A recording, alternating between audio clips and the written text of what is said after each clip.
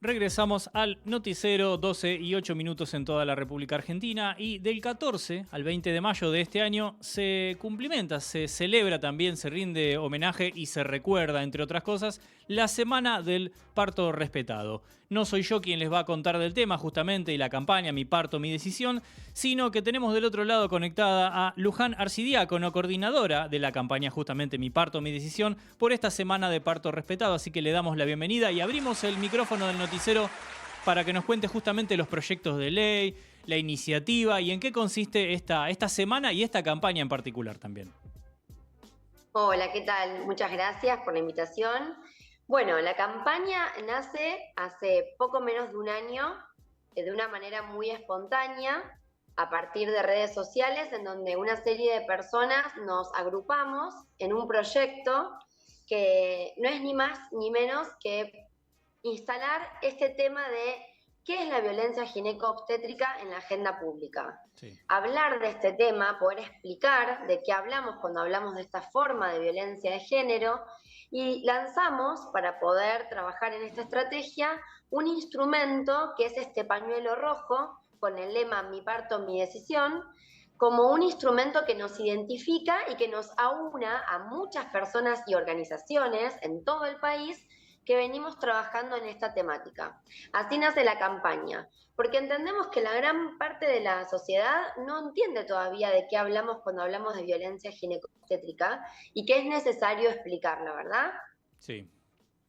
Sí, querés también aprovechar ahora el tiempo para contarnos un poco, porque en muchos casos se desconoce y todos los años se celebra, suele haber notas incluso en el portal nuestro de Punto Cero con una activista como Luciana Lozano, aprovechamos y mandamos un saludo, pero hay un montón de desconocimiento también y de hecho veía en su información que tienen, por ejemplo, proyectos de ley, uno referido a la capacitación obligatoria al personal, el otro proyecto de ley casas de parto, justamente contarnos un poquito sobre esto, y un proyecto de ley de ejercicio profesional de las licencias en obstetricia.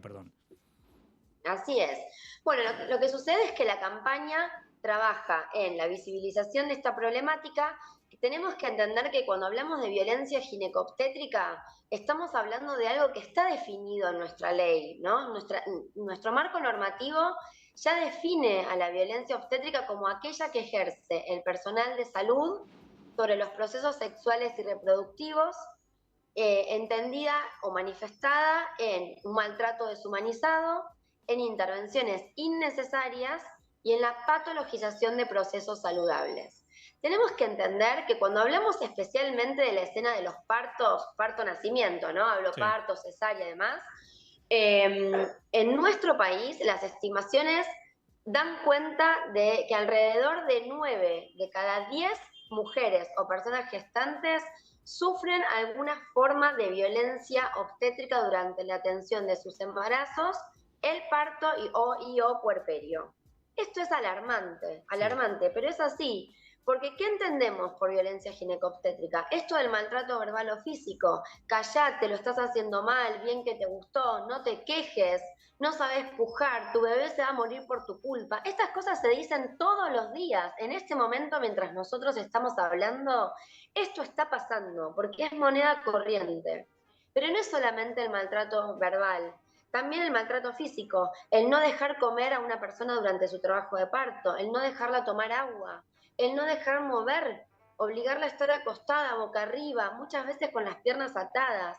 Algo que además de ser un trato que no es digno, ¿no? Esto afecta a la dignidad, afecta por supuesto a la salud psicoemocional, además también afecta al buen desarrollo del parto. Es decir, lo que nosotros reclamamos como un trato digno no solamente es favorable en términos psicoemocionales, sino que también es favorable en términos de salud de mamá y bebé y del desarrollo de los partos. Es lo que dice la evidencia científica de cómo deberían asistirse los partos, pero esto no está sucediendo en la práctica, en la gran mayoría de las instituciones. Por supuesto que hay excepciones, pero son las excepciones y no lo normal.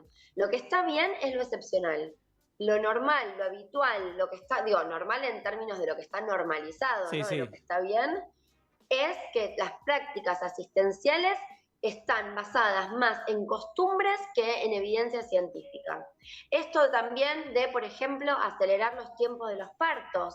Una mujer ingresa a una institución en trabajo de parto, se le niega el acceso a estar acompañada. Todo esto que yo estoy diciendo, nosotros lo tenemos por ley. La ley de parto respetado habla de estos derechos.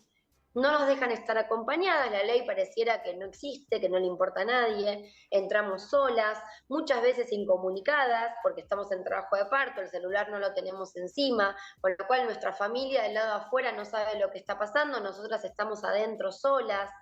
Eh, Se nos medica el parto, se nos pone un suerito, así, estas son las palabras que usa el personal de salud. Mami, te pongo un suerito, y en el suero te están pasando hormonas para acelerar el tiempo de tu parto, con lo cual no solamente están interviniendo tu cuerpo sin consentimiento, sino que además están medicalizando un parto con los riesgos asociados que esto tiene, porque las intervenciones en los partos son adecuadas y salvan vidas cuando son necesarias. Cuando los partos se intervienen porque sí, para acelerar el tiempo, porque me termina la guardia, porque tengo 4 camas ocupadas y tengo que liberar una cama, digo, por cualquier motivo que no tenga que ver con la salud de la mamá o del bebé que están haciendo, en esos casos las intervenciones generan más daños que beneficios. Con lo cual entramos en espirales de intervenciones que una va llevando a la otra, en partos que eran sanos y se complejizan y se complican, y muchas veces en daños irreparables a la salud de mamá y bebé, que incluye la mortalidad materno-infantil.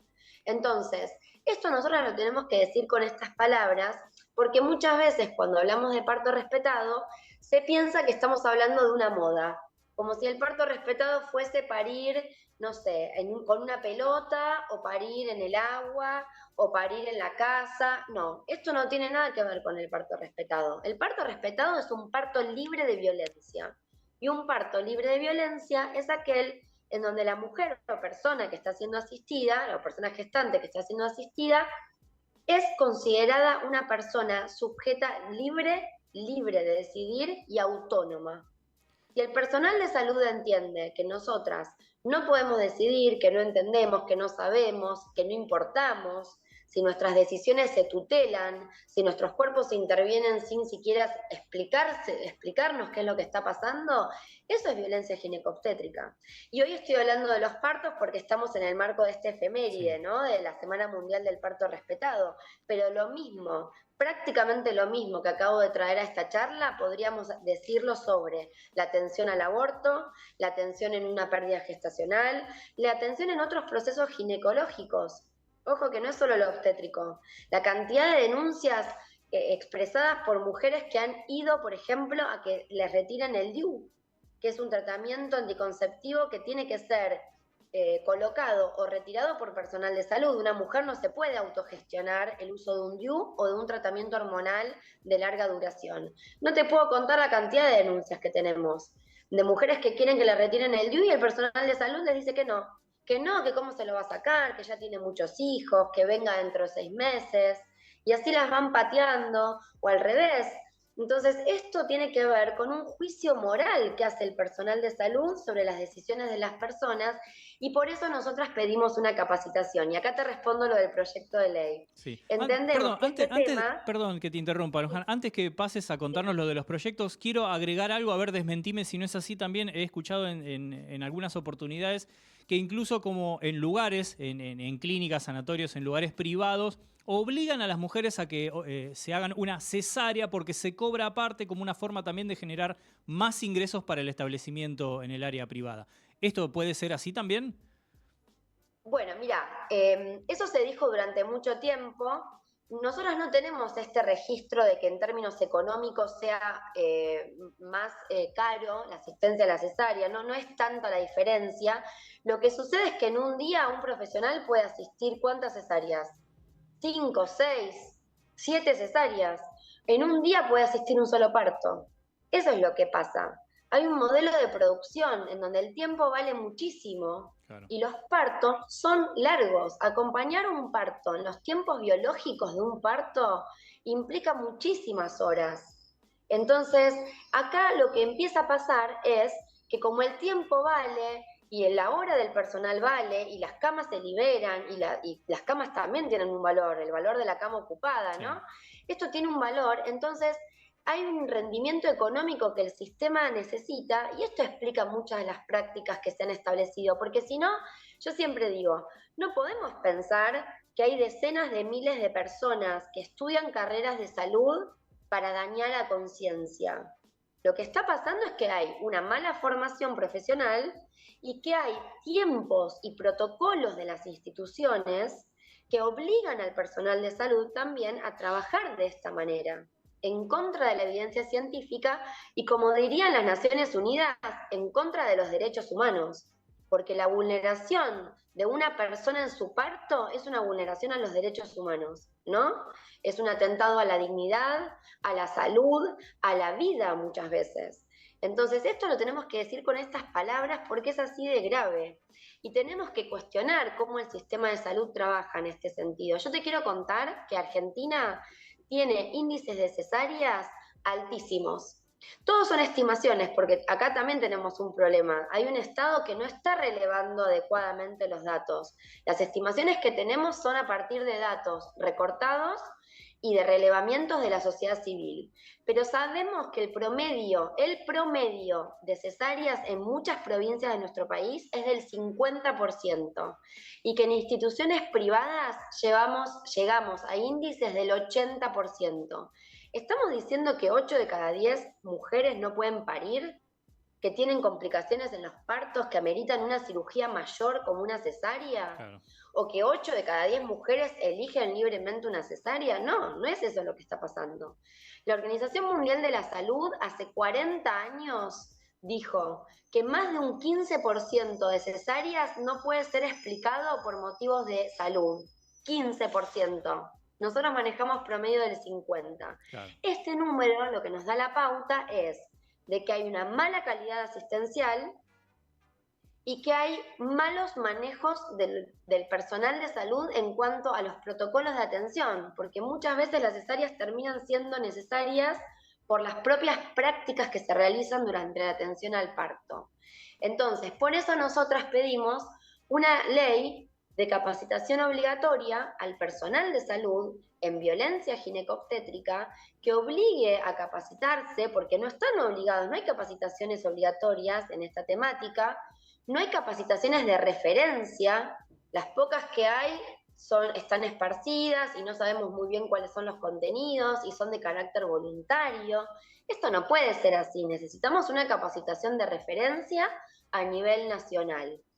Porque el cambio, nosotras decimos esto, es muy importante, no es contra el personal de salud, es con el personal de salud. Sí, brindarles El cambio capacitación. es con el personal. Tal cual. Tal cual. Bueno, y justamente ahí había un proyecto de casas de parto, también está incluido dentro de todo este abanico. Exacto, también acompañamos el proyecto que pide la Red Argentina de Casas de Parto, que no es ni más ni menos que la regulación en nuestro país de lugares de bajo nivel de complejidad para la asistencia de partos en ciertas condiciones de salud, porque no todos los partos son para condiciones de bajo nivel de complejidad, para espacios así, pero sí aquellos que son partos que tienen estas condiciones y que las mujeres deseen parir en lugares que no sean hospitales, ¿no? Entonces son casas de partos reguladas, con ciertas condiciones, a cierta distancia de hospitales de mayor complejidad y dirigidas por personal de salud adecuado, formado e idóneo, como son las licenciadas y licenciados en obstetricia. Y de la misma manera acompañamos el reclamo de las parteras. Las licenciadas en obstetricia son las parteras. Este reclamo de las parteras por una nueva ley de ejercicio profesional, que es el otro proyecto que vos mencionaste al inicio. ¿Por qué? Porque las parteras en nuestro país realizan una formación universitaria de 5 años. Es una licenciatura que las habilita, tienen un título profesional que las habilita a realizar muchísimas prácticas que antes solamente podían hacer los médicos tocoginecólogos, cuando las parteras eran de una formación más bien terciaria. Entonces había muchas prácticas que las parteras antes, estoy hablando hace 30, 40 años, no podían hacer por el tipo de formación que tenían. Hoy las parteras tienen una carrera universitaria de 5 años con un título que les habilita a tener un rol muchísimo más autónomo de la figura del médico, con lo cual también implica más personal de salud en la primera línea de atención, es decir, un beneficio para las propias usuarias del sistema, ¿no? Tener mayor personal de salud disponible para toda una serie de prácticas. Bueno, la Ley Nacional de las Parteras es de 1967 y no les permite realizar muchísimas prácticas que el título profesional hoy les habilita, pero que la ley no contempla. Es increíble que estemos discutiendo esto y por eso pedimos la sanción, porque el cambio es con el personal de salud. Por eso necesitamos mejores condiciones laborales para las parteras que van a redundar en una mejor calidad de asistencia para las usuarias del sistema de salud. Sí, estamos hablando, 1967 dijiste, casi 50 años, estamos hablando medio siglo de distancia entre una cosa y otra. Muy bien. Luján, muchísimas gracias. Nosotros estamos recontra las corridas de tiempo, pero la verdad que podríamos seguir escuchándote mucho más. Seguramente nos volvamos a comunicar para seguir conociendo justamente un área que necesita de mucha actualización, también de mucha difusión. Así que en esta semana de parto respetado te recontra agradecemos y obviamente si querés dejarnos tus redes, vías de contacto para que también quien esté viendo y escuchando del otro lado pueda enterarse de mucho más sobre el tema. Muchísimas gracias a ustedes por el espacio. Nos pueden seguir en la cuenta @miparto.midecisión.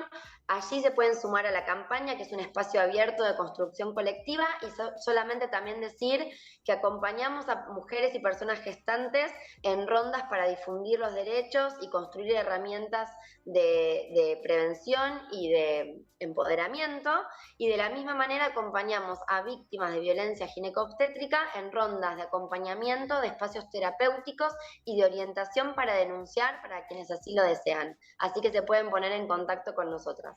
Muy bien. Muchísimas gracias, Luján, por tus palabras, por tu tiempo también y por toda la información. Así que en esta Semana Mundial de Parto Respetado tuvimos la palabra de Luján Arcidiácono, justamente de la campaña Mi Parto, Mi Decisión. Ahí dejo las vías de contacto, las redes, así que vayan a seguir ya mismo y a informarse que hay mucho por hacer, ¿sí? Como en casi todo, siempre cuando hablamos del Noti, tenemos que difundir cosas que hay por ahí, que se tienen que hacer, que se tienen que llevar a cabo y actualizarse. Sí, tenemos que actualizarnos permanentemente. Nosotros ahora ponemos un volantazo en la información rápidamente porque tenemos la agenda cultural de cada semana con Romina García, justamente para ver qué hacer.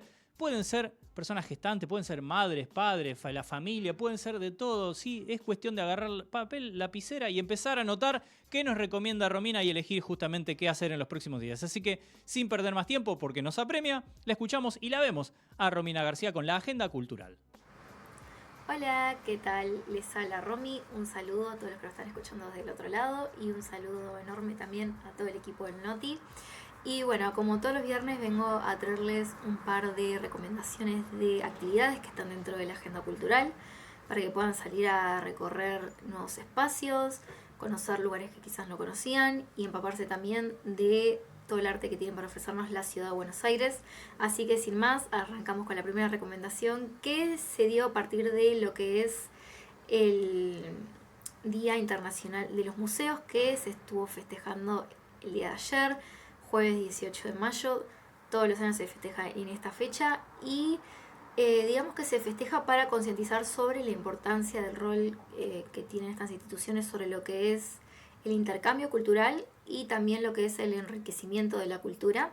Y cada año se celebra con una consigna en particular.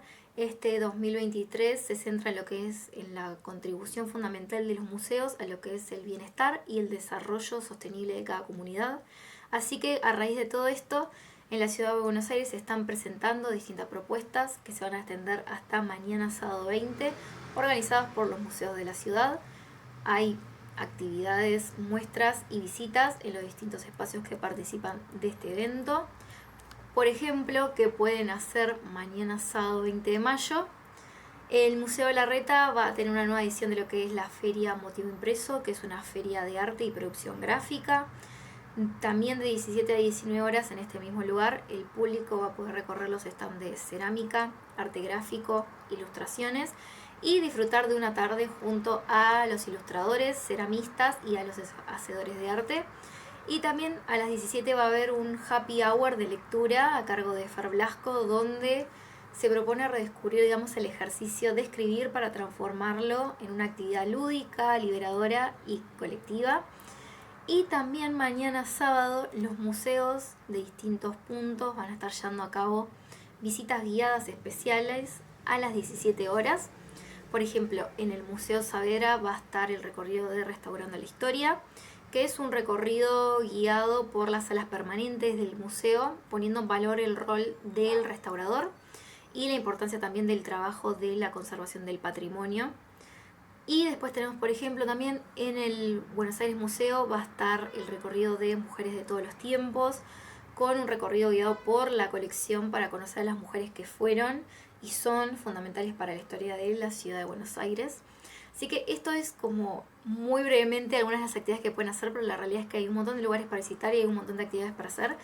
Pueden consultar toda la programación desde WhatsApp a través de Boti, que es el asistente virtual de la ciudad de Buenos Aires, al 11 50 50 01 47. Ahí van a poder consultar la programación y ver absolutamente todas las actividades y todos los lugares que están dentro, digamos, de este evento.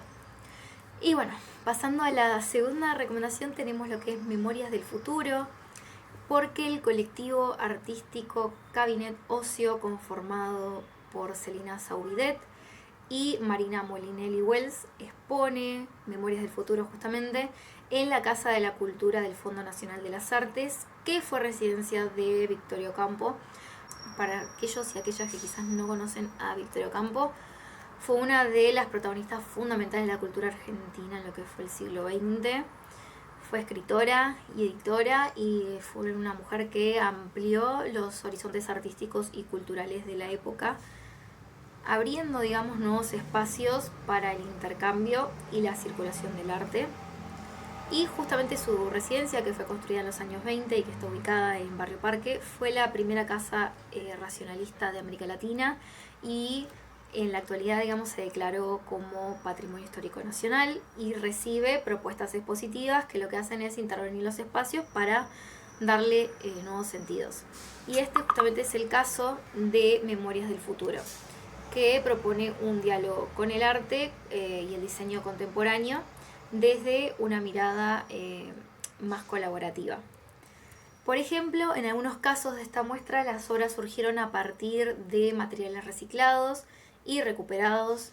También la muestra cuenta con una sala de tejidos inoxidables con obras realizadas en distintos metales como aceros inoxidables, bronces o alpaca, y la verdad que hay un montón de cosas más, como por ejemplo Huellas Fósiles, que es una instalación de impresiones de objetos naturales hechas sobre arcilla cerámica en conjunto con 10 adolescentes, y distintos objetos de decoración, diseño y joyería contemporánea y otras cositas que pueden ver si se acercan a esta exhibición, que pueden visitarla hasta el 28 de mayo en la Casa de la Cultura del Fondo Nacional de las Artes, que está ubicada en Rufino de Elizalde al 2831, de jueves a domingos de 14 a 19 horas, con entrada completamente libre y gratuita. Y para ir terminando, tenemos los 30 años del Museo Jules Solar, que justamente a raíz de esto está dando una oferta de visitas guiadas, clases magistrales, charlas y propuestas de todo tipo realmente, porque van desde la astrología, el tai chi, yoga, meditación, conciertos, shows de magia y actividades para toda la familia. El festejo, digamos, se va a seguir haciendo hasta el día de mañana, sábado 20, y es un festejo obviamente que está dedicado al artista, traductor, escritor, astrólogo y creador del neocriollo Jules Solar, que fue uno de los visionarios del arte argentino del siglo XX. Y bueno, entre esta nutrida agenda de actividades está organizada justamente por la Fundación Pan Club Museo Jules Solar, que es depositaria del legado del multifacético Óscar Agustín Alejandro Jules Solari. Ese es, digamos, todo su nombre, pero es más conocido como Jules Solar. Y el museo cuenta con obras seleccionadas por él mismo que conforman la muestra permanente de la colección, junto con objetos, esculturas y documentos que pertenecen a su archivo personal. Y también, por otro lado, la fundación conserva la vivienda personal del artista en Tigre y la Ciudad de Buenos Aires, donde se conserva su biblioteca de aproximadamente unos 3.500 libros, o sea, una locura, y estos libros también están anotados por él. Así que se pueden acercar acá y disfrutar de realmente la super agenda que están ofreciendo. El museo funciona en Láprida 1212, Ciudad de Buenos Aires, de martes a sábados de 12 a 20 horas, con una entrada general de 700 pesos y para jubilados, docentes y estudiantes de 500 pesos. Para más información pueden visitar la página www.julsolar.org y ahí pueden encontrar absolutamente toda la programación y si tienen alguna duda se la pueden sacar a través de esta página.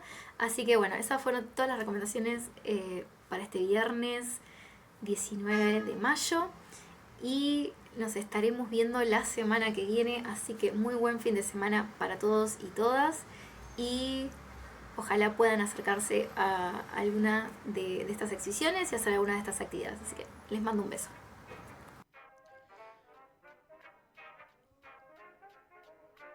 Muy bien, ahí regresamos entonces. Tuvimos la palabra de Romina García con la agenda cultural y como ella deseó buen fin de semana, nosotros le deseamos buen viernes, obviamente. No se van, quédense que nos falta el último bloque del noticiero. Así que lo que hacemos ahora es escuchar el flash informativo, el resumen con lo que hay que saber en esta jornada, música y ya volvemos para el último bloque y no por eso menos importante de este noticiero. Ya volvemos.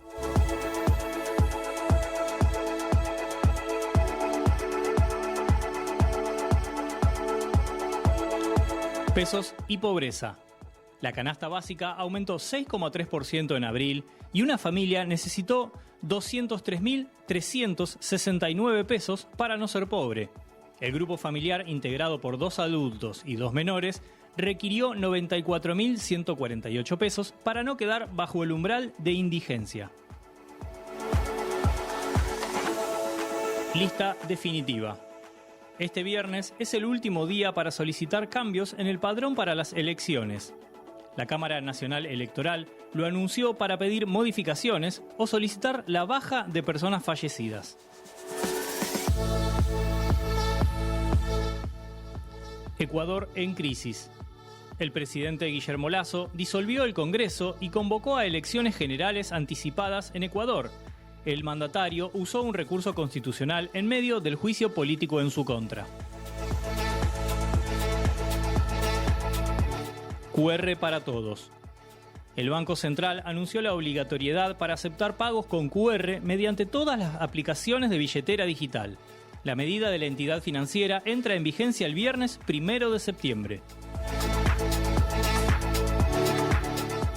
Nos volvemos a ilusionar. La selección argentina de fútbol masculino sub-20 debuta este sábado en Santiago del Estero ante Uzbekistán por la Copa Mundial de la categoría. El partido comienza a las 18 horas.